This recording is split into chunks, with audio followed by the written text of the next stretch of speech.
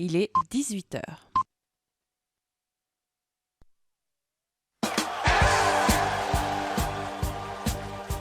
La crinière du lion nous a donné le cœur de figurer parmi les meilleurs.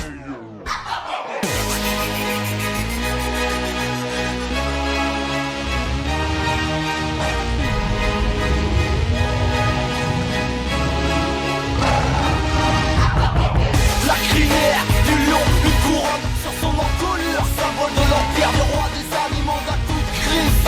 Notre lion va laisser rivaux, il rugit, t'as pigé. Ici c'est Sacha. C'est la crinière du lion qui nous caractérise, et son rugissement, celui qui terrorise. Dans la savane de la première division, on règne sans conteste avec le plus grand nombre de saisons. On fait partie du paysage, plus de 80 ans d'âge, mais les crocs du lion sont toujours aiguisés, acérés. Bonsoir à toutes et à tous, bienvenue dans votre émission Soyons Sport. On est ensemble de 18h à 20h pour refaire toute l'actualité sportive. Vous la sentez un petit peu, cette adrénaline de fin de saison. Les championnats vont bientôt s'arrêter dans très peu de temps, dans quelques semaines. Il reste très peu de matchs, que ce soit en football ou en handball. Bref, dans toutes les disciplines. Donc forcément, il y a de la tension, des matchs au coup près, c'est ça qu'on aime. Donc ce soir, on va revenir un petit peu sur tout ça, le petit tour des différents championnats étrangers pour regarder un petit peu ce qui s'est passé avec des titres de champions qui sont décernés également. On va parler de la Ligue des Champions, aussi bien féminine que masculine, avec deux clubs français en demi-finale, l'OL et le Paris Saint-Germain. On va revenir également sur la Coupe de France, on en parlera un petit peu pour vous donner justement qui va s'affronter en Coupe de France, donc, même si vous le savez déjà. On va s'intéresser aussi à la Ligue 1. Que s'est-il passé ce week-end ? On détaillera tout ça. On va regarder bien évidemment la page Ligue 2 avec en fil rouge le FC Sochaux Montbéliard. On a vécu une superbe soirée ce samedi au stade Auguste Bonal. En fait, on a vécu toutes les émotions dans cette partie. On en reparlera tout à l'heure. Ça fait du bien de voir 14 000 personnes présentes au stade Bonal, 15 000 le match auparavant. Bref, vous l'avez compris, le public revient en masse. Les supporters sont là pour pousser leur équipe et ça va être une fin de saison, on l'espère, ô combien sympathique, notamment sur la dernière rencontre. On va revenir également sur ce qui s'est passé en National 3, car là aussi il y a une équipe qui vise la montée, le Racing Besançon. On verra ce qu'ont fait les Racingman du côté de Pontarlier et on vous donnera tous les résultats dans cette National 3, National 2 avec Mister Frédéric Fitch, et on parlera également du handball car la saison se termine également, elle se termine aussi très bien pour le SBF qui, je vous le rappelle, sera à Bercy en finale de la Coupe de France et on y sera également. Bonsoir monsieur Frédéric Fitch. Salut Fred, bonsoir à tous. Allez, on va couper Kylix, voilà, on adore ce qu'il fait, mais là on est obligé de couper un peu le son. Bon, comment ça va ? T'as passé un beau week-end ? Bon oui, un très bon week-end. Hein. Très bon, t'as vu des bons matchs ? Ah oui, T'as vu des belles choses sur les terrains ? Absolument. Absolument. T'as vécu des émotions, ça y est, ça vient, l'adrénaline commence à monter Il ne là. reste plus guère là non plus, mais il y a encore 4 matchs importants. Enfin, Exactement, comme tu le dis, encore 4 matchs importants pour le Racing Besançon en National 3. on peut dire qu'ils ont déjà un premier pied en N2, on peut déjà...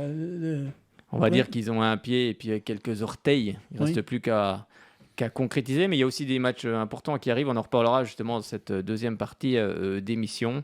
Et puis on va maintenant s'intéresser, on va faire un petit peu notre tour des championnats étrangers avec tout d'abord la Première Ligue, car on jouait dans cette Première Ligue. Voilà, je retrouve... on retrouve un petit peu nos réflexes avec cette Première Ligue et puis justement cette 35e journée qui avait lieu tout ce week-end, avec tout d'abord Newcastle qui s'est incliné chez elle face à Liverpool 1-0. Watford s'est incliné chez lui également face à Burnley 2-1. Et puis Brighton est allé battre Wolverhampton 3-0. Crystal Palace est allé battre Southampton 2-1. Aston Villa a battu Norwich City 2-0. Manchester City s'est imposé facilement du côté de Leeds United 4-0. Ils sont en forme, les Citizens, ils marquent beaucoup de buts. Là, ils n'en ont pas pris, mais on regardera en Ligue des Champions tout à l'heure, ils en ont pris quelques-uns. Tottenham a battu Leicester City 3-1. Everton a battu Chelsea 1-0. Plus rien ne va du côté de Chelsea pour les hommes de Thomas Tuchel. Et puis Arsenal s'est imposé du côté de West Ham 2-1. Il restera une journée ce lundi 2 mai. Manchester United recevra à 21h l'équipe de Brentford pour conclure cette 35e journée. Au classement, les Citizens sont en tête avec 83 points, c'est très serré. Liverpool est deuxième, 82 points. Tout va se jouer pour le titre entre ces deux équipes. Chelsea est troisième avec 66 points, quatrième Arsenal 63 points et cinquième Tottenham 61 points. Et en bas de classement, on retrouve 18e, 19e et 20e Everton, Watford et Norwich City avec 32, 22 et 21 points. 21 points, oui. Et Mohamed Salah en est à 22 buts. C'est le meilleur buteur pour le moment du côté de cette première ligue. On va maintenant s'intéresser à la Serie A. On va regarder un petit peu tout ce qui s'est passé pour cette 35e journée également, avec Naples qui a battu largement Sassuolo 6-1, avec un doublé pour Dries Mertens, 54e minute de jeu. Cagliari s'est incliné chez lui face à Hellas Vérone 2-1. La Sampdoria de Gênes a battu Genoa 1-0. La Spezia s'est inclinée chez elle avec beaucoup de buts dans cette partie face à la Lazio de Rome 4-3. La Juventus Turin a battu Venise 2-1. Le Torino est allé battre Empoli 3-1. Le Milan AC a battu la Fiorentina 1-0. L'Inter de Milan est allé s'imposer du côté de l'Udinese 2-1. Et pas de but entre l'AS Rome et puis également Bologne 0 partout. Il restera une rencontre ce lundi à 20h45. L'Atalanta Bergame recevra Salernitana. Milan AC est en tête avec 77 points, suivi de très près par l'Inter de Milan 75 points. Troisième Naples 70 points, quatrième la Juventus Turin 69 points. Vous allez voir, c'est vraiment serré entre ces quatre équipes. Et ensuite, on retrouve en cinquième position l'AS Rome avec 59 points. Immobilier, le joueur de la Rome en est à 27 buts. C'est le meilleur buteur de cette Serie A. Direction cette fois-ci la Bundesliga pour regarder un petit peu ce qui s'est passé pour cette 32e journée. Champion d'Allemagne, on rappelle. Comment ? L'Allemagne, le Bayern est déjà champion. Oui, bien sûr, le Bayern est déjà champion. Avec ce qui s'est passé, comme je vous disais, pour cette 32e journée qui avait débuté ce vendredi avec l'Union Berlin et Greuther Fürth qui se quitte sur un match nul, un but partout. Le même score entre Stuttgart et Wolfsburg ce samedi. Le FC Cologne est allé battre Augsbourg 4-1. Mayence a battu le Bayern Munich 3-1. Bielefeld et puis le Hertha Berlin, un but partout. Bochum est allé battre le Borussia Dortmund 4-3. Fribourg est allé battre également Hoffenheim 4-3. Et il restera deux rencontres ce lundi pour terminer cette 32e journée avec le Borussia Mönchengladbach qui recevra Leipzig à 20h30 et puis également à la même heure, Leverkusen lui recevra l'Eintracht Francfort. Au classement, on le disait, Bayern Munich champion avec 75 points, suivi de Dortmund 63 points. Leverkusen en est à 55 points, Fribourg 4e 55 points qui fait une superbe saison. Et puis 5e Leipzig avec 54 points. Et en bas de classement, on retrouve 16e, 17e et 18e place Stuttgart, Bielefeld et Greuther Fürth avec 29, 27 et 18 points. Et puis Robert Lewandowski qui devrait, comme on l'a déjà dit, quitter le Bayern Munich cet été, en est à 34 buts. Et c'est le meilleur buteur et de loin, puisque le deuxième c'est Schick de Leverkusen. On est à 21 buts et Haaland de Dortmund en est à 21 buts également. Direction la Liga cette fois-ci. Oui, l'attribution du titre, voilà, c'est joué ce week-end. On va justement en reparler et on reparle de cette 34e journée qui débutait ce vendredi avec le FC Séville et Cadix qui se quittent sur un match nul, un but partout. Ce samedi, Alaves a battu Villarreal 2-1. Valence et Levante font match nul, un but partout. L'Athletic Bilbao a battu l'Atlético Madrid 2-0. Elche et Osasuna, un but partout, tout comme Grenade, Celta Vigo et puis Rayo Vallecano, Real Sociedad. Le FC Barcelone lui a battu le Real Majorque 2-1. Il restera une dernière rencontre ce lundi avec Retafe qui recevra le Betis Séville. Ce sera à partir de 21h et on aura clôturé cette 34e journée avec une rencontre qui nous intéresse, une rencontre dont on n'a pas encore évoqué. Eh bien, c'est le Real Madrid qui recevait l'Espagnol Barcelone et en cas de victoire, eh bien, les Madrilènes seraient champions d'Espagne. Eh bien, c'est chose faite avec une victoire 4-0, un doublé pour Rodrigo, 33e et 43e minute de jeu et puis un but de l'inévitable Karim Benzema qui, je pense, devrait quand même avoir le Ballon d'Or. Il serait temps, je pense. Voilà, il fait une superbe saison. On va en reparler tout à l'heure. On reparlera de la Ligue des Champions où il a quand même été extraordinaire. Donc, C'est vraiment l'année pour lui pour décrocher ce ballon d'or et on verra en tout cas ce qu'il en est. Mais on va revenir un petit peu sur ce match ce titre plutôt décerné au Real Madrid. C'était contre l'Espagnol Barcelone. On regarde un petit peu ce qui s'est passé dans cette rencontre. C'était chez nos confrères de beIN Sport. Et puis qui commentait ce match chez beIN Sport? Mon cher Fred, tu ne sais pas? Non, Omar Da Fonseca, je crois. Voilà, c'est ça. Omar Da Fonseca, il me semblait. Ceballos, Isco, Vinicius, il y a appel d'Asensio et de Benzema. Vinicius, ballon vers Benzema. Évidemment, que serait un match du Real sans un but de Nueve? 42e réalisation de la saison, 4-0 pour le Real et Benzema. Ça y est, la fête est accomplie, la boucle est bouclée. Et je crois qu'on devrait lui sauter un joyeux Nobel. Bien sûr, parce que ça y est, Ballon d'Or, il va l'avoir. Et évidemment que le stade, il n'a jamais été aussi en fusion, en union, à travers ce joueur, Karim Benzema, qui cette année depuis 2 ans, allez, il faut se le dire, depuis 2 ans, est devenu le joueur unique, la légende, l'icône, le galactique. C'est terminé. 4-0 pour le Real Madrid. Le Real qui remporte sa 35e Liga. Le Real est donc sacré champion d'Espagne 2022. Le sport qu'on joue, le sport qu'on fait, le sport qu'on aime, le sport qui doit choisir chaque saison un champion. Il faut se le répéter, se le dire. Le Real, sans parler des carences des adversaires, ont marqué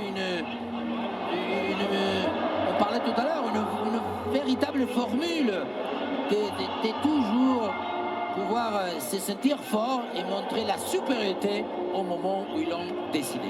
Voilà les joueurs qui sont au milieu du terrain, on va vivre tout ça ensemble sur beIN Sport.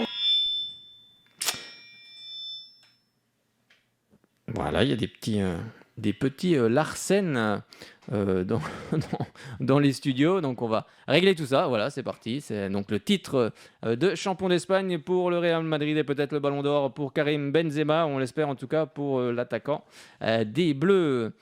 On va maintenant, on a terminé notre petit tour des championnats étrangers. On va regarder un petit peu ce qui s'est passé en Ligue des Champions. Ligue des Champions féminine, on va être galant ce soir avec la demi-finale, la deuxième demi-finale ou première demi-finale, ça dépend comment on se place, avec Wolfsburg qui a battu dans l'autre demi-finale le FC Barcelone 2-0, mais sur l'ensemble des 2 rencontres, le Barça s'est imposé au match aller 5-1. C'est donc le FC Barcelone qui sera en finale face à qui? Eh bien, on va le découvrir entre le Paris Saint-Germain et l'OL. L'OL partait avec un avantage d'1 but. Est-ce que les joueuses de l'Olympique Lyonnais l'ont conservé? Réponse tout de suite. Bonsoir à toutes, bonsoir à tous, bienvenue au Parc des Princes pour cette demi-finale retour entre le Paris Saint-Germain et l'Olympique Lyonnais. Pour rappel, ce sont les Lyonnaises qui se sont imposées 3-2 au Groupama Stadium au match aller. Mauvaise passe, c'est Melvin Mallard qui intercepte ce ballon. Comme vous l'aviez annoncé en avant-match, Sabrina, on va avoir un nombre de duels importants dans le milieu de terrain. À n'en pas douter, l'équipe qui réussira. Attention à Dagerberg! L'ouverture du score de la Norvégienne sur la première situation. C'est Ada Egerberg qui vient éteindre le Parc des Princes. 14e minute de jeu et l'OL qui renforce son avance avec un coup de tête fatal sur ce centre parfait de Selma Bacha. Ouais, le centre il est très bon et on connaît la qualité du jeu de tête de Ada Egerberg. Et le duel pour Sakina, il est trop compliqué, elle essaye de la gêner comme elle peut. Et attention à la vitesse de Delphine Cascarino qui va passer devant Dudek, devant Ishtet. Delphine Cascarino. Et l'intervention, cette fois-ci, de Votikova. Et là, c'est une superbe intervention décisive pour la gardienne parisienne. Elle gagne ce 1 contre 1 et elle vient permettre aux Parisiennes de rester un peu en vie dans ce match. Carpenter et un deuxième Corner pour les Lyonnaises. Dans cette première période, Bacha au deuxième poteau, encore une fois, et le tête repoussé péniblement sur la ligne. Oran encore au deuxième poteau, avec cette volée contrée d'Amandine Henry. Elles sont clairement plus dangereuses sur ces coups de pied arrêtés, les Lyonnaises. Voilà, là ça défend un peu comme ça peut. Et la réaction peut-être avec Kadidiatou Diani. Cette balle qui vient terminer dans le petit filet de Christiane Endler. On demande peut-être une situation litigieuse sur cette même Ramona Bachmann dans la surface. Et ce ballon, il était bon pour Kadidiani. Christiane Endler qui s'est fait surprendre par la touche de balle de la Parisienne. C'est curieux, hein, cette sortie. Dabritz. Ramona Bachmann. Dans la surface, face à Delphine Cascarino, Bachmann. Centre encore une fois, la tête de Wendy Renard. Ce ballon qui reste dans la surface. Une joueuse lyonnaise au sol. La bonne sortie de Christiane Endler des 2 points. La frappe et la détournée par la gardienne chilienne. Ce ballon reste dans l'aire de jeu. Et qui sait, cette frappe détournée, un nouveau corner. Là voilà, la réaction des Parisiennes. Des 2 côtés, on demande à l'arbitre. C'est bien joué, hein, cette première sortie et surtout voilà, ce second arrêt de Christiane Endler sur cette bonne volée de Dabritz. Elle a été vigilante, elle s'est vite relevée. Un peu plus mise sous pression, mais là aussi un bon ballon de Lindsay Oran. Avec Amandine Henry. La frappe, c'était Aga Egerberg, pardon. Delphine Cascarino à nouveau. Et la tête, le but de Dada Egerberg sur la remise de Melvin Mallard. C'est encore une fois la Norvégienne qui vient crucifier le Paris Saint-Germain. Encore une fois, on attend la décision de Rebecca Welch. On va vérifier. C'est une position de hors-jeu. Finalement, signalée par la VAR. Ce match n'est peut-être pas totalement terminé, Sabrina. À 2-0, la mission aurait été quasiment impossible. Ce but va peut-être malgré tout remettre du doute dans les têtes parisiennes qui avaient abordé un peu mieux cette seconde période. Sarah Dabritz pour Kadidiatou Diani. Ce ballon repoussé, Katoto. Et le but, non. Si, c'est le but de Marie-Antoinette Katoto. Voilà, les Parisiennes reviennent dans cette rencontre. 62e minute de jeu. Paris 1, Lyon 1. Voilà, hein, sur cette belle action menée par Diani d'abord et Dabritz là, qui fixe bien et qui attend le dernier moment pour donner le ballon à Diani. Le centre un petit peu sur Katoto dans un premier temps. On avait vécu effectivement quelques minutes de folie suite à l'égalisation de Marie-Antoinette Katoto à la 62e. Et qui sait, cette opportunité. Oh là là, Sakina Karchaoui, évidemment, peu habituée à se retrouver dans cette situation de face à face. Mais il était là, peut-être, le but de la prolongation. Toujours un niveau très serré et souvent un enjeu très important derrière qui fait qu'il n'y a pas de score fleuve. Et puis, au fil du temps, l'écart s'est un peu plus réduit entre les 2 équipes. La tête de Wendy Renard. Wendy Renard qui vient encore une fois marquer un but extrêmement important pour l'OL, certainement le but de la qualification pour les Lyonnaises. On connaît, Sabrina, la qualité du jeu de tête de la capitaine lyonnaise. Ouais, c'est là un grand classique, hein, et une nouvelle fois il faut saluer aussi cette qualité de passe et de centre de Selma Bacha. Et là Wendy Renard ajuste parfaitement avec un bon timing et un bon coup de casque. L'OL va donc signer une 10e qualification consécutive pour la finale de la Women's Champions League. Les Lyonnaises s'imposent encore une fois face au Paris Saint-Germain dans cette Champions League après avoir signé une première victoire 3-2 au match aller. Elle s'impose encore une fois au Parc des Princes 2-1 face au Paris Saint-Germain. Le 21 mai prochain, l'OL partira à la conquête d'une 8e victoire en Champions League face au Barça. On a vécu un très bon moment. Je ne sais pas si vous avez pu regarder cette partie, mais en tout cas, moi j'ai pris beaucoup de plaisir à la suivre. Et puis, ce sera donc l'Olympique lyonnais, comme vous l'avez entendu, qui sera donc en finale de cette Ligue des champions féminines. Ce sera face au FC Barcelone. Je vous propose d'écouter tout de suite la réaction de Didier Olé-Nicole, qui est l'entraîneur parisien, qui lui revient sur le fait que cette équipe de l'Olympique lyonnais a une grosse expérience de cette Coupe d'Europe, un petit peu plus que les Parisiennes qui en prennent tous les ans un petit peu. Et puis, un de ces quatre, elles finiront par la remporter également. On l'écoute tout de suite.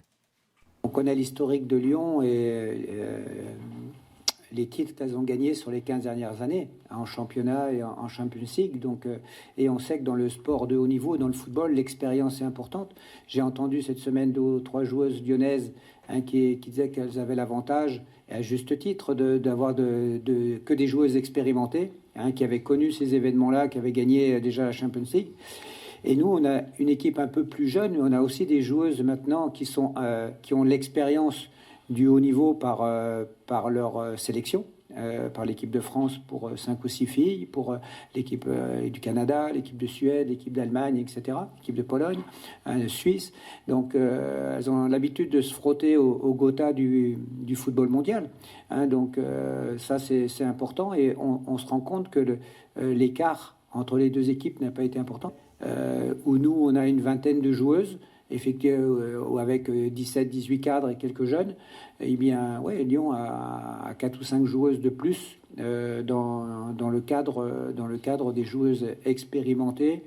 Mais voilà, c'est aussi une notion un peu de passé, de moyens et de choix, de possibilités. Effectivement, à un moment donné, on n'a pas forcément, s'il y a des joueuses un peu fatiguées ou blessées, qu'on a ce soir qui arrivait un petit peu au bout, pas forcément les joueuses au poste pour pouvoir modifier soit le système, soit l'équipe.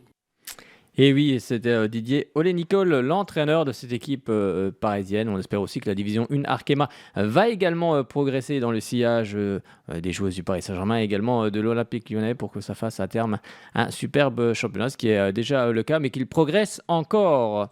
Avec la réaction de l'entraîneur de cette équipe lyonnaise, Sonia Bonpastor, on l'écoute tout de suite.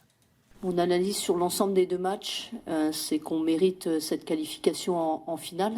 On a été capable, sur les 180 minutes, d'inscrire 5 buts quand même à cette équipe de Paris qui est, je le répète, une belle équipe avec collectivement beaucoup d'automatisme et aussi des fortes individualités. Donc pour moi, c'est une vraie performance d'avoir été capable d'inscrire ces 5 buts. Ce que je dirais, c'est qu'on avait en début de saison 3 objectifs. On en a perdu un, malgré tout, la Coupe de France. Aujourd'hui, on est encore en lice sur la Champions League et le championnat, mais on n'a encore rien gagné.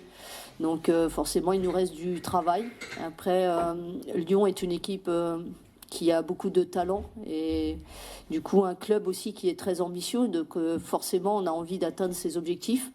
Mais on aura face à nous, notamment en Champions League, une belle équipe de Barcelone. Et puis le championnat, notre prochain match sera face au PFC qui réalise une très belle saison. Donc forcément, on est en bonne position pour pouvoir valider les choses. Mais il nous reste encore du travail et face à de beaux adversaires. On l'a dit, le football féminin progresse. À nous aussi de garder ce temps d'avance qui nous permet d'aller chercher ces titres et ces objectifs. Mais pour ça, il faut beaucoup travailler. Et oui, comme le dit Sonia Bonpastor, le football féminin progresse et ça, c'est vraiment une excellente chose. On va refermer cette Ligue des champions féminines d'ailleurs pour vous dire que la finale aura lieu, mon cher Frédéric Fitch, où ? À Turin. À Turin, au Stadio delle Alpi. Et c'est ça, donc ça sera assurément une belle finale. Et en plus, elle n'est pas très loin de chez nous. Finalement, Turin, c'est pas très loin. Ah non, c'est pas très loin. C'est pas très loin. Pour le tunnel du Fréjus. C'est vrai, monsieur géographie, il connaît toutes les routes, monsieur Frédéric Fitch. Il les a sillonnées de long en travers. Il a sillonné toute la France et même un petit peu l'Europe. Un peu l'Europe, oui. Et oui, exactement. Merci, monsieur Frédéric Fitch, justement, pour nous avoir dit où avait lieu cette finale. On va continuer la Ligue des Champions, cette fois-ci masculine, avec les demi-finales également. Avec Liverpool qui a battu Villarreal 2-0. Le match retour aura lieu ce 3 mai à partir de 21h. Villarreal-Liverpool, ce qui promet une belle affiche, même si au match aller, Liverpool a été supérieur à son adversaire. Et puis dans l'autre rencontre, alors là je crois que c'est le match, franchement le match de l'année. Hein. Je sais pas pour vous, mais franchement on a assisté à une excellente rencontre de football. Pour moi c'est le meilleur match que j'ai vu cette saison. Manchester City, Real Madrid, 4-3. Allez, on écoute le résumé car, mon Dieu, quelle partie! Le coup d'envoi donné par Manchester City. Parce qu'il a deux véritables défenseurs. Alors que Stones, c'est bien joué. Oui, Riyad Mahrez. Oh oui, Riyad Mahrez pour le centre et le coup de tête, l'ouverture du score déjà. Je vous le disais, on n'a pas attendu 2 minutes. Et déjà le City of Manchester Stadium qui explose. Le petit génie anglais face à Eder Militão. Du soutien avec De Bruyne, le centre de Bruyne.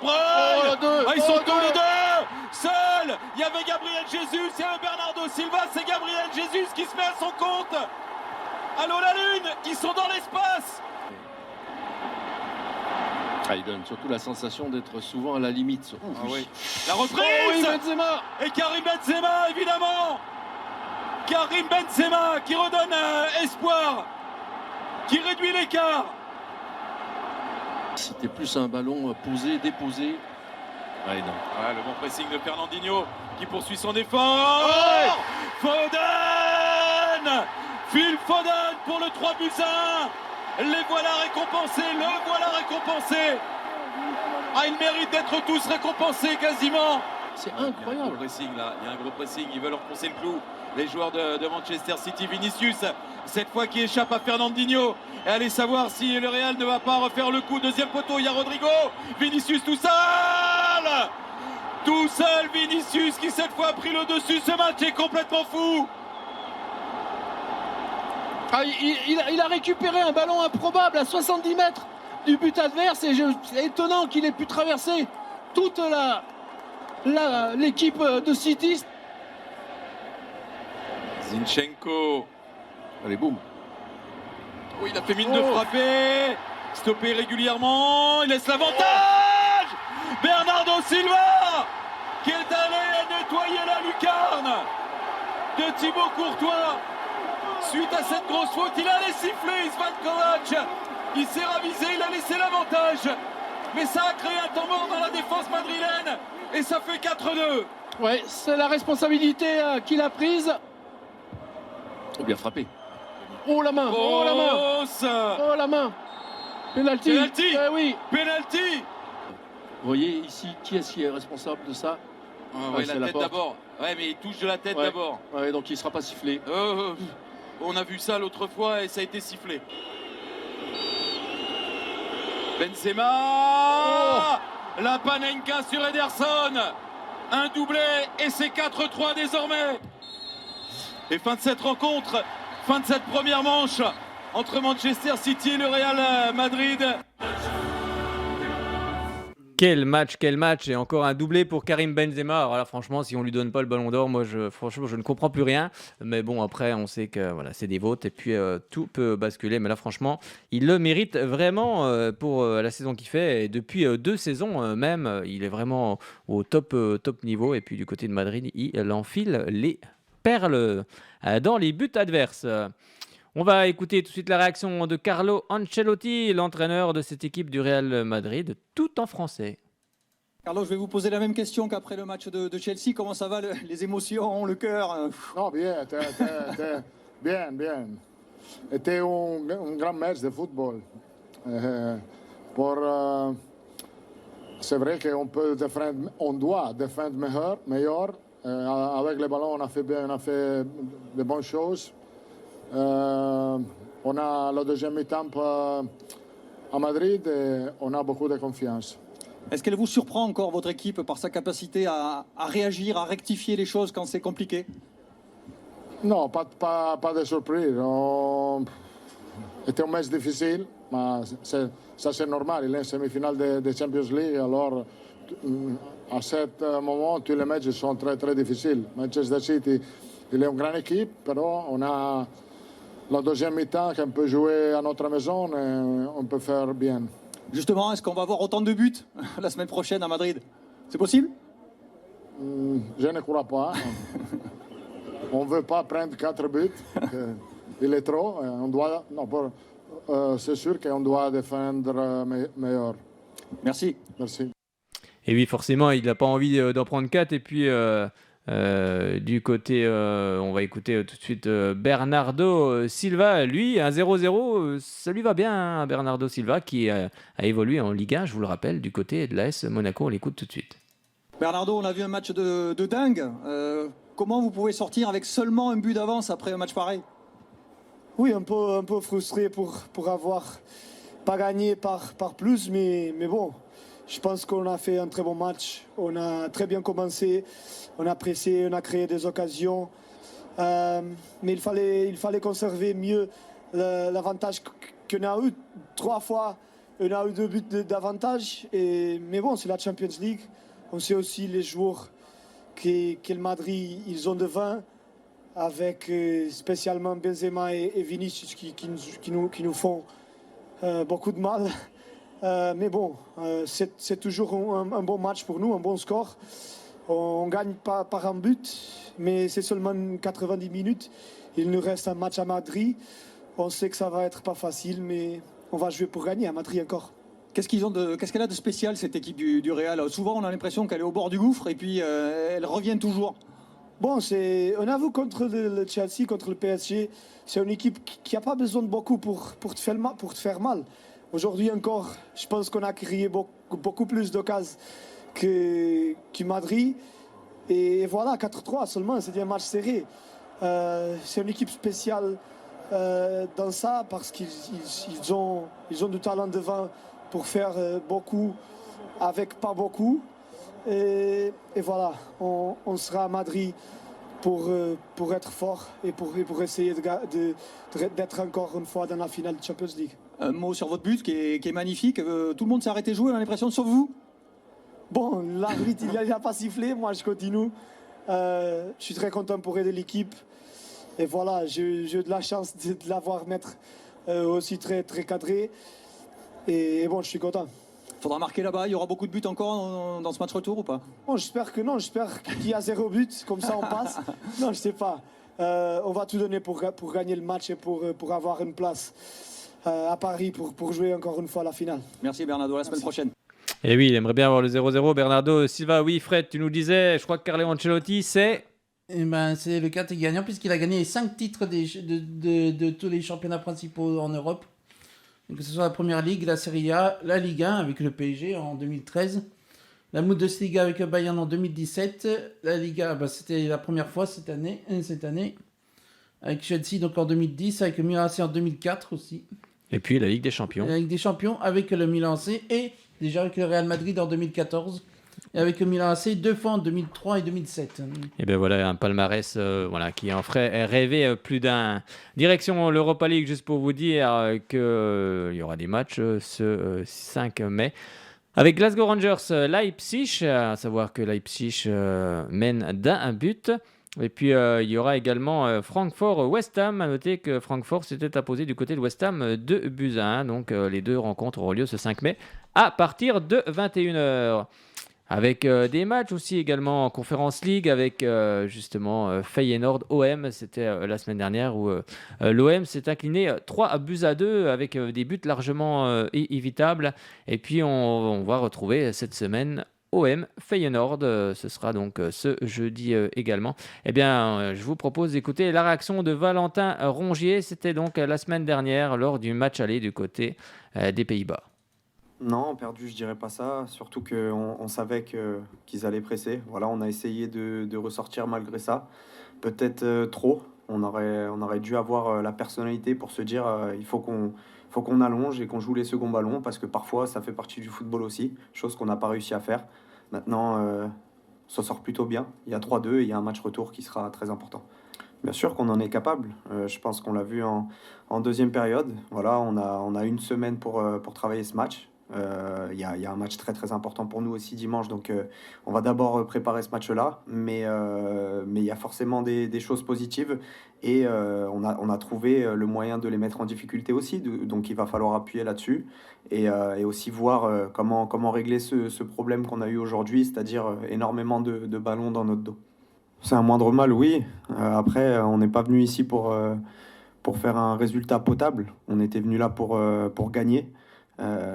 Et je suis certain qu'on est capable de le faire au match retour. Ce ne sera pas facile parce que c'est une belle équipe, comme vous l'avez dit, qui met beaucoup d'intensité, mais on en est largement capable. Ils en sont largement capables, les Marseillais, mais il va falloir faire mieux, justement marquer des buts en attaque et puis également bien défendre, car ce n'a pas été trop le cas du côté de Feyenoord. Et puis dans l'autre rencontre, l'AS Roma recevra Leicester à 21h également. Et puis il y avait eu au match aller un but partout. Oui, Fred. Finale qui aura lieu à Tirana, en Albanie. Et ben voilà, donc on a le lieu de cette finale de Conference League. On espère que l'Olympique de Marseille, club français... Attends, je te remets le micro, oui. Il leur faut 2 buts d'écart pour gagner. Oui, c'est ça. Il faut marquer 2 fois et puis surtout ne pas prendre de but. Eh bien, on regardera en tout cas ce qui va se passer. Puis on espère avoir un club français en finale d'une Coupe d'Europe. Ça serait quand même assez sympa et puis pas mal aussi pour l'indice UEFA. On va revenir un petit peu par ici du côté de l'Hexagone et puis il y aura une finale ce 7 mai à partir de 21h. C'est la finale de la Coupe de France entre l'OGC Nice et puis le FC Nantes. Donc comme je vous disais à 21h, je crois que c'est samedi, c'est ça? Oui, c'est samedi 7 mai. Donc finale de la Coupe de France. Direction la Ligue 1 cette fois-ci. On va ouvrir la page Ligue 1 pour regarder un petit peu ce qui s'est passé pour cette 35e journée avec le jingle qui va bien, c'est-à-dire celui de la Ligue 1 si on le retrouve. Alors où est-il passé ce jingle? Il a disparu. C'est les joies de l'informatique, mais on va vous le remettre tout de suite.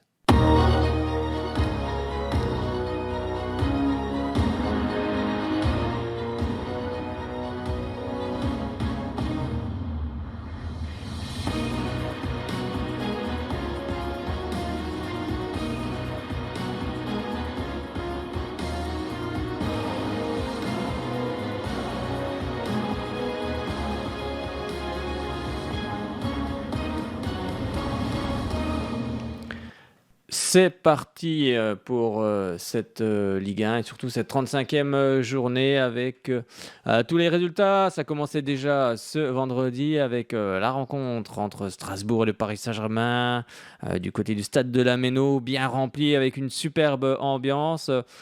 Finalement, ce sont les Strasbourgeois qui vont ouvrir la marque par Kevin Gamero avant d'être rejoints par Kylian Mbappé, 23e. On en est à un but partout. Ensuite, c'est Hakimi, 64e, qui donne l'avantage 2-1 aux Parisiens. Avant que l'inévitable Kylian Mbappé, 68e, ne marque son doublé. Et ça fait 3-1 pour les Parisiens qui vont s'effondrer en fin de match avec tout d'abord ce but contre son camp de Marco Verratti, 75e minute de jeu. Et puis ensuite, c'est Anthony Sassi, 90e, qui offre le match nul à cette équipe de Strasbourg. Et bien justement, on va l'écouter, Anthony Sassi, le joueur de Strasbourg. Et lui, il dit simplement qu'il avait rêvé qu'il allait marquer. Et puis on écoute un revenant également, qui est là depuis quelques matchs cette fois-ci. Ça semble aller mieux pour Sergio Ramos, le défenseur parisien, qui a dit simplement « Je suis mieux et je prépare la saison prochaine ». Je me suis échauffé et en rentrant, le coach m'a dit que j'allais en avoir une. Ça va pas louper. Il vous a vraiment dit ça? Il m'a vraiment dit ça. Et je vais vous donner même une autre anecdote. Allez-y. J'ai même rêvé que j'allais marquer aujourd'hui. Donc ça s'est réalisé, donc c'est bien. Bravo, magnifique en tout cas. Dans une superbe ambiance. Alors c'était compliqué parce que vous étiez mené 3-1, mais Strasbourg ne dit pas adieu à son rêve européen. C'est ça qui est important ce soir. On lâche pas. On prend match après match. Depuis tout le début, depuis la première journée, on se dit ça. On joue pas quelque chose, on jouait d'abord le maintien, ensuite les 10 premières places. Maintenant on a la chance de pouvoir peut-être arriver en Europe. Mais on se dit encore pas ça, on se dit on prend match après match et c'est bien. C'est mieux comme ça. Je me suis échauffé et... Buenas tardes, Sergio. Bonsoir Sergio. Quel est su sentimiento al final Quel est votre sentiment à la fin de ce match? Parce que Paris est mené. Bonsoir. c'était une équipe avec beaucoup d'intensité, avec une équipe qui voulait le ballon et qui est revenue, qui s'est battue, qui n'a pas abandonné jusqu'aux dernières minutes. Et on a essayé d'avoir la possession, mais on l'a pas eu dans la fin de match, dans le temps critique.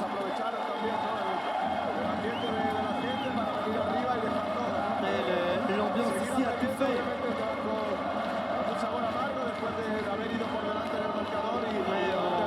On a poussé, on a eu un match nul. On peut faire mieux, améliorer des choses, mais c'est comme ça, c'est la première ligue. Il va falloir travailler encore pour préparer les derniers matchs de la saison. À titre personnel, c'est un match de plus, c'est bien pour vous. Pour finir la saison avec de plus en plus de matchs.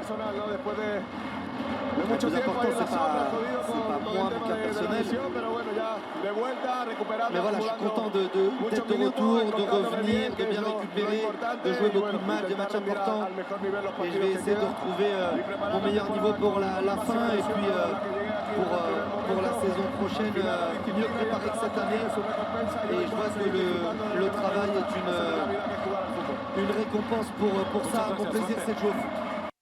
Son plaisir, c'est de jouer au foot, Sergio Ramos. Et puis on l'espère pour justement cette équipe parisienne qui revienne en forme pour la saison prochaine.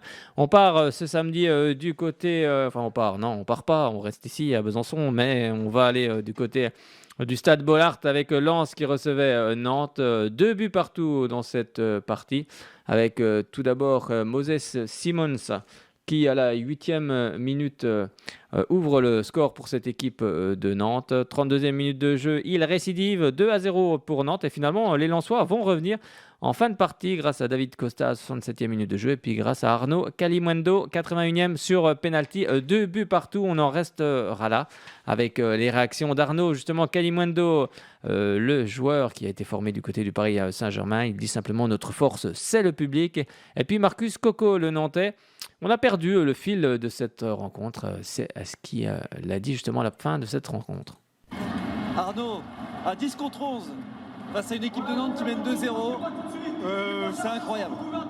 Bon, après, vous savez, ici, je pense que... Je sais pas où est-ce que vous avez vu qu'on était à 10 contre 11. Je pense qu'on est plutôt... on part avec un avantage au début du match, on commence à 12 contre 11. Donc quand on perd un joueur, c'est comme si on se retrouve à égalité numérique. Donc voilà, je pense que Bollaert aussi, c'est notre force, c'est le fait qu'il nous pousse, ça nous transcende et ça nous permet aussi de faire de très beaux exploits ici. Marcus, Nantes semblait maîtriser son match à 11 contre 10 et puis finalement de partout. Qu'est-ce qui s'est passé?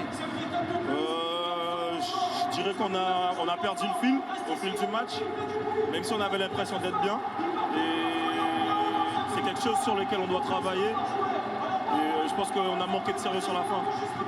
Est-ce que la finale de la semaine prochaine n'était pas dans les têtes en deuxième période? Je dirais que non, parce que voilà, on fait une entame assez sérieuse. On a été assez investi.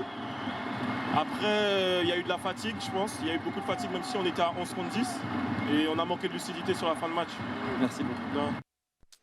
Et oui, ils ont manqué de lucidité, les Nantais, mais peut-être aussi qu'ils avaient un petit peu la tête à cette Coupe de France. C'est jamais simple quand on joue une finale la semaine d'après. Direction Rennes, cette fois-ci, avec les Bretons qui marchent très fort en cette fin de championnat. Enfin, vous allez me dire, tout au long de la saison, ils ont vraiment une très belle équipe, l'équipe de Bruno Genesio. Et ça fait 2-0 face à l'AS Saint-Etienne. Saint-Etienne qui est en recherche de points. Et c'est Lovro Majer, 41e, et puis il va récidiver à la 84e minute de jeu. Ça fait 2-0 pour les hommes de Bruno Genesio. Et bien, on va l'écouter justement, Bruno Genesio. Ne rêverait-il pas de Ligue des Champions? Et Paul Bernardoni, le gardien de Saint-Etienne, qui dit simplement « on ne lâchera rien ». Et Pascal Duprat, on lui demande s'il a un porte-bonheur justement pour cette fin de saison. Le calendrier, c'est Nantes, Marseille et ensuite un dernier déplacement du côté de Lille. Il se passe quelque chose, vous le sentez également au Roazhon Park. Il y a une attente de plus en plus importante pour évidemment une potentielle qualification en Ligue des Champions. Oui, on le ressent et nos supporters nous aident énormément parce que le stade est plein à guichet fermé depuis déjà pas mal de temps. Ils nous encouragent énormément. L'objectif du début de saison est d'être européen pour la 5e année consécutive au Stade Rennais, ce qui est déjà une évolution dans le club. C'est important d'avoir de la continuité pour un club qui a eu parfois des cycles un petit peu fluctuants. Maintenant, si on peut faire mieux, j'avais dit qu'on ferait un point après Saint-Etienne, on l'est. Si on peut faire mieux, on ne va pas se gêner parce qu'on a de l'ambition et que c'est le haut niveau demande bien sûr parfois de revoir ses objectifs à la hausse si on peut les atteindre. Donc si on continue comme ça, on peut rêver et espérer une qualification dans une compétition encore plus relevée. Avec Paul Bernardoni, Paul, est-ce que vous avez le sentiment qu'il y avait de la place, une possibilité ce soir ? Il y a toujours une possibilité. On a essayé de tenir un maximum, on a été bien en bloc, bien soudés. Après, comme je dis, c'est le lot de ces équipes-là où la moindre faille, ils vont la saisir. Voilà, on n'a pas su aujourd'hui marquer, mais il faut continuer dans cet état d'esprit où ne rien lâcher, être en bloc, être soudé. Et de toute façon, il faut prendre point par point, avancer. Comme j'ai dit, on revient de l'enfer. Moi, je suis arrivé, on avait 12 points, aujourd'hui on en a 31. Voilà, on se bat pour maintenir ce club. Ce qui nous intéresse, c'est que ça. Donc, il faut continuer, il faut avancer. Il reste 3 matchs, 3 finales. Justement, est-ce qu'il faut avancer aussi sur le terrain comme vous l'avez fait en seconde période, commencer les matchs comme ça? Après, essayer d'être encore plus solide, ça serait bien. Mais voilà, comme j'ai dit, ce soir, moi, je vois des mecs qui s'arrachent et ça fait du bien. Ça. C'est comme ça qu'on s'en sortira. Il n'y a pas de secret. On peut dire ce qu'on veut, machin, mais là, aujourd'hui, on n'a plus le temps. Là, il reste 3 matchs et maintenant, il faut garder cet état d'esprit-là et être plus sûr dans les deux surfaces. Est-ce que pour ces 3 derniers matchs, vous avez un petit porte-bonheur, quelque chose qui va vous emmener? Ma foi, mon optimisme et l'optimisme que je partage avec les joueurs. Cet optimisme, il est bien sûr empreint de réalisme, mais force est de constater qu'à 3 matchs de la fin, encore une fois, l'AS Saint-Etienne est bien sûr à une place peu envieuse, barragiste, mais malgré tout, les équipes sont derrière elle. Donc, gardons la foi et simplement disons-nous que chaque match doit être abordé comme une nouvelle étape de notre histoire, un nouveau tome de notre histoire. Et puis on n'a pas abandonné non plus l'idée de se sauver définitivement en laissant les 3 places derrière nous à d'autres concurrents à qui on ne souhaite pas le malheur, bien entendu, mais grâce à notre force, à notre état d'esprit, à la conviction qui est la nôtre, bien, j'ai bon espoir que la Saint-Etienne se maintienne en Ligue 1. Et bien on verra en tout cas si les Verts vont se maintenir en Ligue 1 cette saison. En tout cas, ça va être des fins de rencontres, des semaines à venir qui vont être palpitantes. Justement, je pense que les 2 dernières journées, je pense que la clochette de Canal+ va pas arrêter de s'activer avec des réactions comme on prend chez Canal+, on prend chez beIN Sport, chez Amazon Prime Video, ce petit quart d'heure publicité aussi également, chez qui encore j'ai oublié le journal L'équipe, et puis la chaîne L'équipe, oui, la chaîne et puis le journal L'équipe aussi également. J'ai oublié quelqu'un, Amazon, j'ai mis Prime, j'ai mis beIN, Canal+, j'ai mis RMC également, voilà. Donc, oui, c'est ça.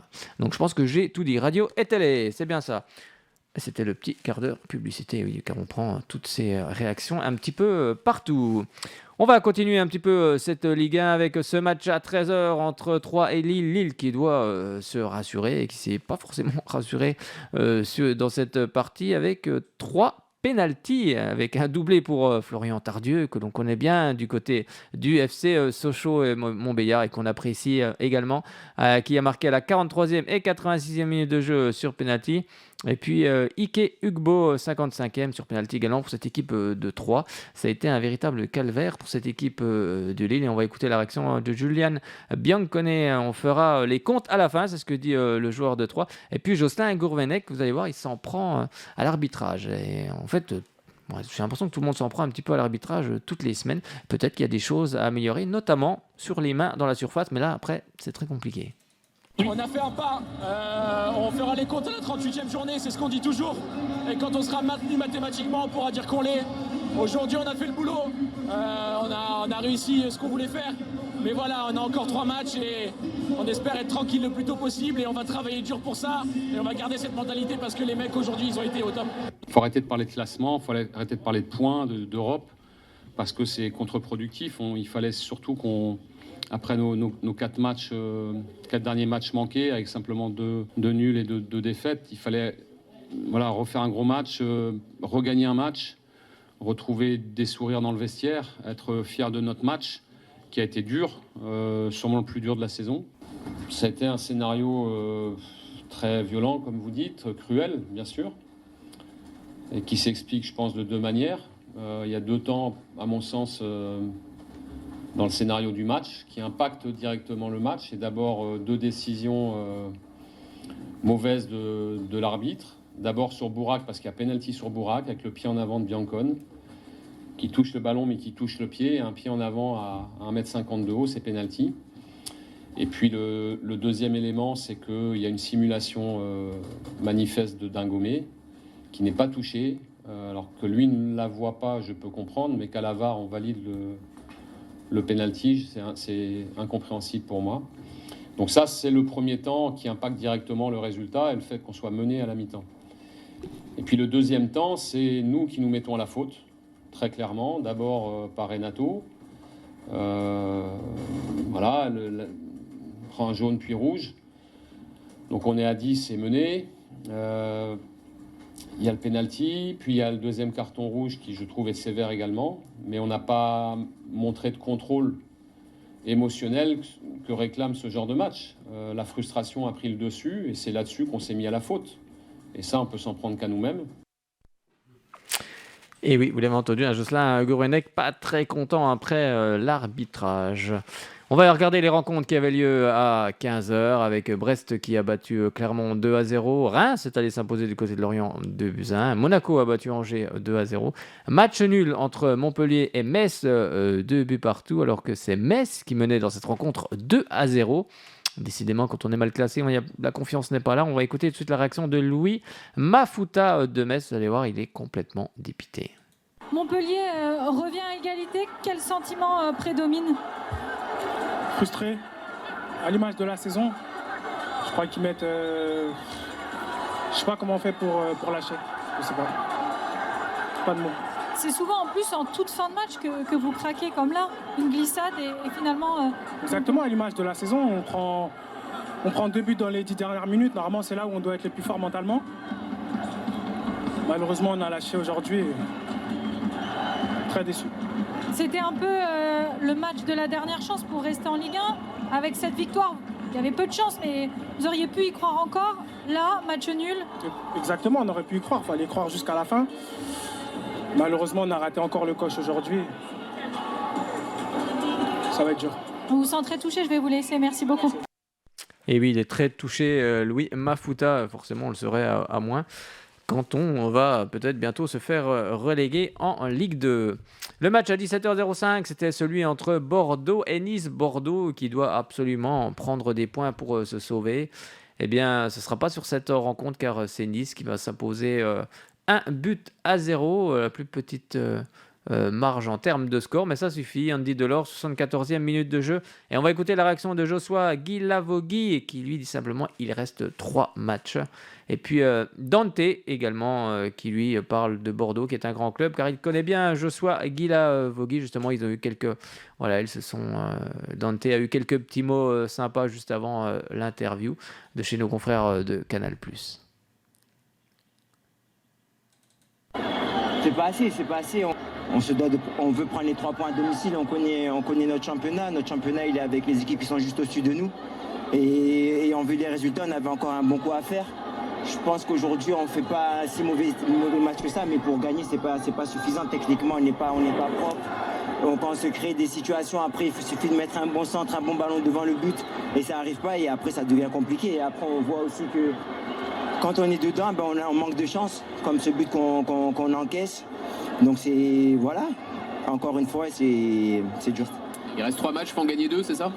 Non, il faut en gagner le plus possible. Je ne sais pas combien il faudra en gagner, mais maintenant on sait qu'on a 4 points de retard, et 4 points de retard, il en restera 9 à prendre. Bon, dans la tête, maintenant ça se joue que dans la tête finalement? Ça se joue que dans la tête, oui et non, parce que on sait ce qu'on veut faire, mais ça se joue aussi avec les pieds sur le terrain. Comme j'ai dit, quand on fait preuve de si faible qualité technique, on peut pas aspirer à mettre une équipe comme Nice en danger. Eh bien, merci, bon courage. Merci beaucoup. Salut Dante. D'abord, qu'est-ce que vous avez dit à Joshua Guilavogui? Parce qu'on a vu, il y a beaucoup d'entraide presque entre les Niçois et les Bordelais à la fin. Est-ce que c'est dur pour eux? Vous lui avez dit quoi? C'est quelqu'un que je connais très bien, c'est un guerrier. Il lâche rien et moi, je essaie de transmettre de la force à lui. Parce que voilà, malheureusement, sur le terrain, nous sommes des adversaires, mais en dehors, nous sommes des bons amis. C'est quelqu'un qui a un cœur énorme. Je suis sûr qu'il va donner tout pour son équipe jusqu'au bout. J'ai simplement voulu porter un peu de force dans ces moments difficiles, surtout pour ces clubs qui est immense. Et c'est clair que quand il y a un club immense comme celui-là et qu'on a des copains, on a envie quand même qu'ils restent en Ligue 1. Sans rien contre les autres, bien sûr. Et oui, sans rien contre les autres, mais forcément, Bordeaux reste un grand club de ce championnat de France. Et puis la réaction de l'actionnaire, Gérard Lopez, alors est-ce qu'il sera là en Ligue 2 ou pas? Car on sait que si le club descend, il y aura peut-être une dette de 40 millions d'euros à la clé. Donc, est-ce qu'il sera encore là? C'est triste de se dire que ce club pourrait descendre, mais si jamais c'est le cas, je serai là. Maintenant, comme j'ai dit, pour moi, l'objectif, c'est de se maintenir. Ça peut pas être un autre, parce que sinon, voilà. Donc, pour moi, l'objectif, c'est de se maintenir et puis de continuer à bosser pour faire revenir Bordeaux là où ça doit se situer.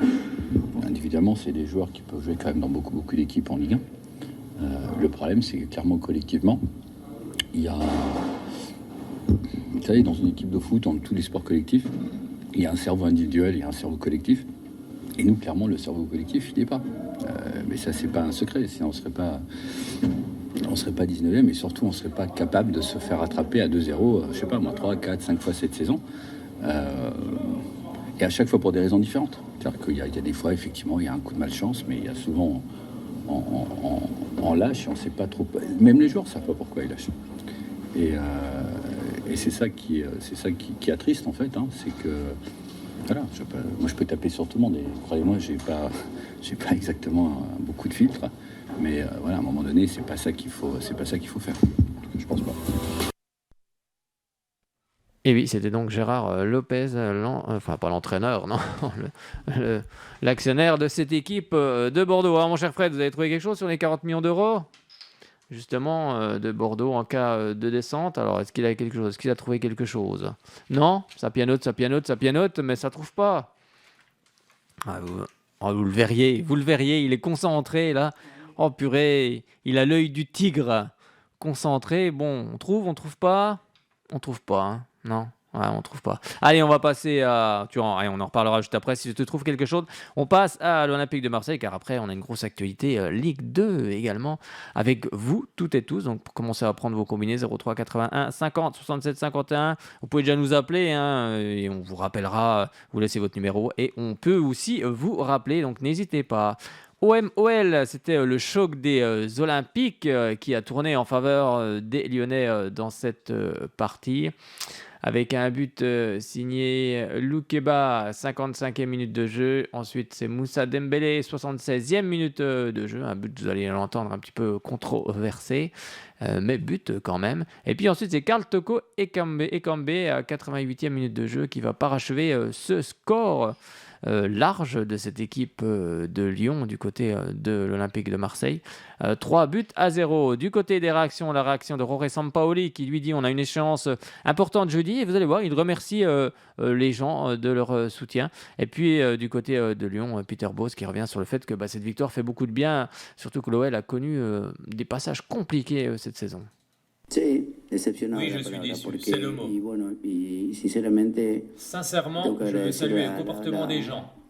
El comportamiento de la gente, parce qu'aujourd'hui, on a vu des choses vimos cosas realmente que qui ont fueron été dolorosas para douloureuses pour nosotros nous et qu'il a fallu accepter. que tuvimos que soportar.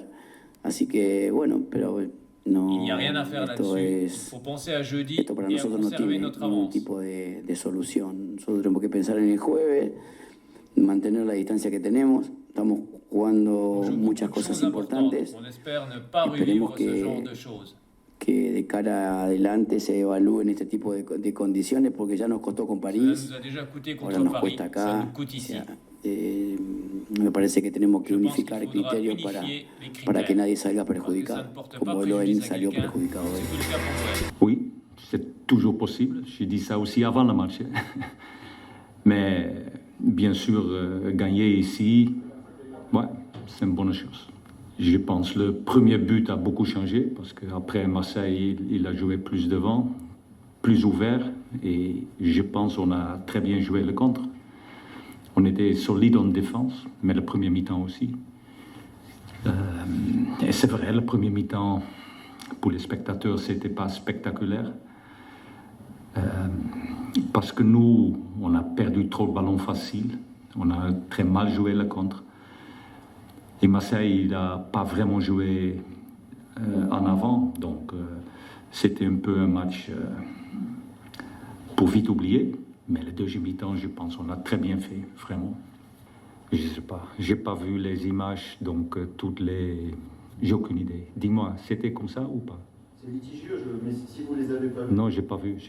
Donc, mais si ça c'est le cas, finalement, une fois cette saison, parce qu'on n'a eu pas beaucoup de chance là-dessus. Mais je ne sais pas, j'ai pas vu. Il n'a pas vu les images entre Moussa Dembélé et puis justement le gardien de l'Olympique de Marseille, Peter Bosz. Et puis on parlait de Bordeaux juste avant. Eh bien oui, c'est d'après le média 20 minutes et on a repris cette info sur maligue2.fr. Ce même média s'interroge sur la possibilité justement des Girondins de Bordeaux à survivre à une relégation.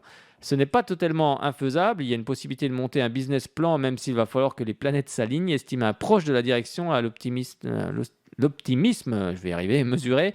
Et d'après justement 20 minutes, un des fonds d'investissement, l'actionnaire Fortress, qui est soucieux forcément de son image quand on est actionnaire, ne souhaite pas être responsable de la disparition d'un club historique et a accepté de réinjecter des fonds récemment. Néanmoins, il resterait un trou de 40 à 45 millions d'euros à combler dans les dettes du club et pour y parvenir, Gérard Lopez, dont la place à la tête du club n'est pas assurée, compte sur la dette financière, les transferts, au moins 20 millions d'euros espérés en vente de joueurs, la réorganisation interne du club et les aides de la LFP, la Ligue de football professionnel, 7 millions d'euros, en plus du chèque de 16,5 millions de la part de CVC. Et enfin, le club est en droit de diminuer les salaires des joueurs de 20% en cas de descente. Donc, les Girondins de Bordeaux pourraient proposer une baisse des salaires encore plus importante. Mais dans ce cas, les joueurs seraient en droit de la refuser et seraient libérés de leur contrat. En tout cas, c'est ce qu'on peut dire pour cette équipe de Bordeaux. Eh bien, on en a terminé avec toutes ces rencontres. Je vous donne le programme de la 36e journée en Ligue 1. Ce sera ce vendredi 6 mai avec Lille-Monaco à 21h. Ce samedi 7 mai, on aura Brest-Strasbourg à 17h. Et on poursuit avec cette 36e journée ce dimanche 8 mai. Avec Metz-Lyon à 13h, Clermont-Montpellier, Angers-Bordeaux, Reims-Lens. Et puis à 17h, Lorient-Marseille, Paris-Saint-Germain, Lorient. J'ai dit quoi? Marseille, je crois bien que j'ai dit. Non, c'est pas Marseille. Marseille sera pas seul dans l'équipe. Ce sera bien évidemment Lorient-Marseille à 17h05. Et à 20h45, on retrouvera Paris-Saint-Germain 3. Et puis ce mercredi 11 mai, on jouera les matchs en retard. Vous savez que c'est la Coupe de France ce week-end entre Nice et Saint-Etienne à partir de 19h. Et puis Nantes-Rennes à partir de 21h. Au classement, le Paris Saint-Germain, donc champion de France, 79 points en tête. Deuxième Marseille, 65 points. Troisième Rennes, 62 points. Quatrième Monaco, 62 points. Cinquième Nice, 60 points. Mais il y a un point en suspens pour cette équipe de Nice. Et puis en bas de classement, entre 18e Saint-Etienne barragiste, 31 points. 19e Bordeaux, 27 points. Et puis 20e Metz, 25 points. Ça devient plus que compliqué pour les Messins qui ont déjà plus qu'un pied en Ligue 2. Et puis Kylian Mbappé avec 24 buts est le meilleur buteur de cette Ligue 1. Bon, un petit mot juste de national pour vous dire que le FC Annecy se rapproche de plus en plus de la Ligue 2, tout comme le Stade Lavallois. Les Tangos vont revenir en Ligue 2. Ils y ont passé un sacré bout de temps. Et puis le FC Annecy, ça serait une première pour le club savoyard, c'est bien ça. Ce serait le premier club savoyard depuis un certain Evian-Tonon Gaillard. Et oui, d'ailleurs, ils jouent dans le même stade, si je ne me trompe pas. Il me semble que j'ai vu ça hier, mais je ne suis pas encore certain. Mais il me semble que c'est le même stade. Il me semble l'avoir reconnu quand on était allé avec Sochaux en déplacement. D'ailleurs, c'était un déplacement très très sympa. Bon, c'était l'été aussi, il faisait chaud, c'était bon. Et troisième, le FC Villefranche, 59 points. Et puis quatrième, Concarneau, 55 points. Et puis ferme la marche, 18e, Créteil avec 25 points. Créteil où évolue un certain Victor Glensling, qu'on salue, l'ex-joueur du FC Sochaux-Montbéliard. Et puis il y a un autre joueur qui s'illustre justement dans ce championnat. C'est Thomas Robinet, formé au FC SM et puis qui avait remporté la Coupe Gambardella et qui est du côté de Châteauroux avec d'autres avec d'autres joueurs comme Sofiane Dam, et également, j'en ai oublié, oui, Ntola également. Et puis du côté du FC Annecy, j'ai oublié Mathieu Sens, qu'on salue et qui va peut-être revenir. Qui va venir en Ligue 2 et peut-être du côté de FC Sochaux. Au championnat professionnel pour les Annéciens surtout. Et oui, où il a été formé. Donc Thomas Robinet en 18 buts, c'est le meilleur buteur du national. Et puis comme je disais, il reste cette rencontre ce soir avec un match aussi important entre Chambly et puis Laval. Donc à 18h45 pour... Je crois qu'ils doivent valider les Lavallois. Ils valident leur montée en cas de victoire. C'est ça, en cas de victoire, ils valideraient leur montée. Ben, c'est bien, on suit le national, monsieur Frédéric. Ce serait bien que les deux clubs de la région Rhône-Alpes, c'est-à-dire Annecy et Villefranche, pourraient monter. Bah, ça serait bien pour eux, c'est forcément, quand ils ont fait la course en tête toute la saison. L'apothéose, c'est la montée. Et puis, on va ouvrir cette page Ligue 2. On parle de montée, on va parler d'une autre possible montée aussi. Oui, une autre possible montée, c'est celle du FC Sochaux-Montbéliard. Allez, faites chauffer vos combinés. Là, je sens que vous êtes chaud bouillant. Vous êtes encore sur le match de ce samedi. Mon Dieu, quel match! Qu'est-ce qu'on a vécu! Franchement, dans le sport, on vit des émotions. Et là, franchement, on en a vécu une belle. Allez, on ouvre cette page Ligue 2 BKT. Allez, faites travailler un peu M. Frédéric Fitch. Il s'ennuie, là. Le téléphone ne sonne pas.